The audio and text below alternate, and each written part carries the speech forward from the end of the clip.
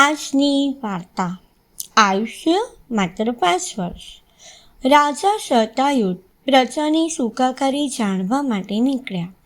એક ઝૂંપડીમાં ખૂબ જ દુબળો પાતળો વૃદ્ધ માણસ દેખાયો.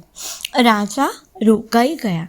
તેમણે કુતૂહલવશ પૂછ્યું, તમારી ઉંમર કેટલી છે?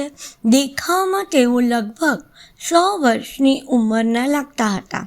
વૃદ્ધે નમેલી ગરદન ઊંચી કરી અને કહ્યું, માત્ર 5 વર્ષ. રાજાને વિશ્વાસ ન થયો. જ્યારે તેમણે ફરીથી પૂછ્યું ત્યારે પણ એ જ જવાબ મળ્યો. વૃદ્ધે કહ્યું, પાછલું જીવન તો પશુ સમાન કાર્યોમાં નકામું જ વીતી ગયું. 5 વર્ષ પહેલાં જ્ઞાનનો ઉદય થયો અને ત્યારથી હું પરમાર્થના બીજાના ભલાના કાર્યોમાં લાગ્યો છું. હું મારી સાર્થક ઉંમર તો ત્યારથી જ ગણું છું. જીવનના એટલા જ વર્ષો સાર્થક માનવા જોઈએ જેમાં બીજાના માટે કંઈક કરવામાં આવ્યું હોય.